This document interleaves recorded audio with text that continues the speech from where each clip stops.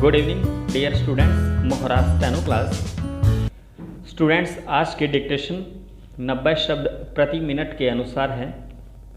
चलो शुरू करें।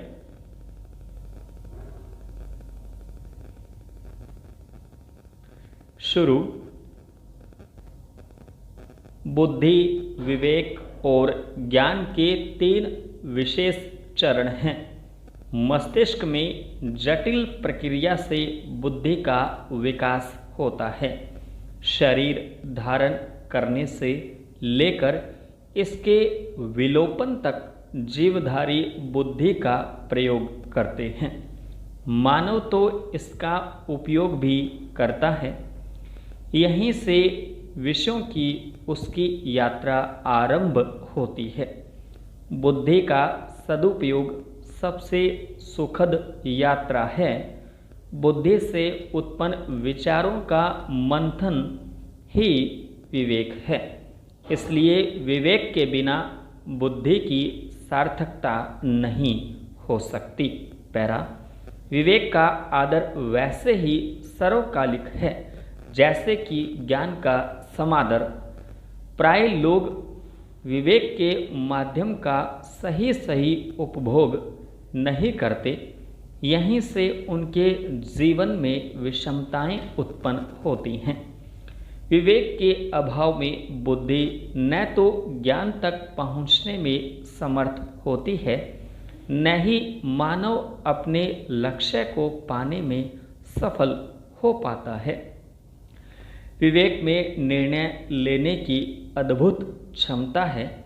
कोई कितनी भी कोशिश करे, लेकिन विवेक के बिना कुछ भी समाधान संभव नहीं है।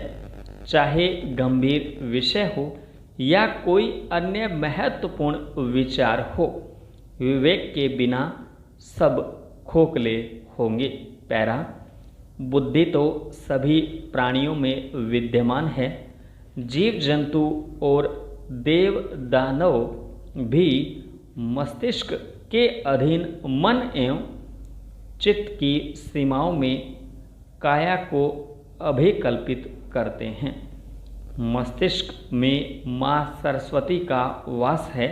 इसे पवित्र रखना मानवीय दायित्व है। इसी शुद्धिकरण की प्रक्रिया में विवेक की अहम भूमिका है। यह विवेक ही है जो अच्छे बुरे या हित अहित का निर्णय करता है। विवेक से रहित इस बुद्धि को बिना लगाम का घोड़ा मानिए। इसलिए सावधान होकर विवेक का आदर करना चाहिए। विवेक से दिशा और लक्ष्य का सहज निर्धारण हो सकता है। उद्देश्यों की प्राप्ति के लिए साधनों के उपयोग और उनकी प्राथमिकताओं को विवेक ही तय कर सकता है। विवेक ने मानव जीवन के तत्वों की खोज करके उन्हें सत्य के केंद्र में स्थापित किया। मोक्ष भी विवेक का आनंद है, परमानंद का द्वार है। पैरा। अखिल भारतीय आयुर्विज्ञान संस्थान एम्स में मरीजों की भीड़ लगातार बढ़ रही है। एम्स की वार्षिक रिपोर्ट के अनुसार वर्ष 2019-20 में दिल्ली एम्स में मरीजों का दबाव 15.72% बढ़ गया। खास तौर पर मुख्य अस्पताल की ओपीडी में मरीजों की भीड़ 23.38% अधिक रही।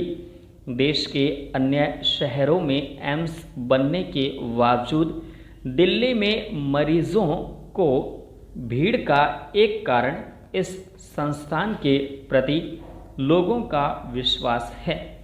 दिल्ली के पड़ोसी राज्यों के साथ ही बिहार, झारखंड व अन्य राज्यों से मरीज बेहतर इलाज की उम्मीद में यहाँ पहुँचते हैं।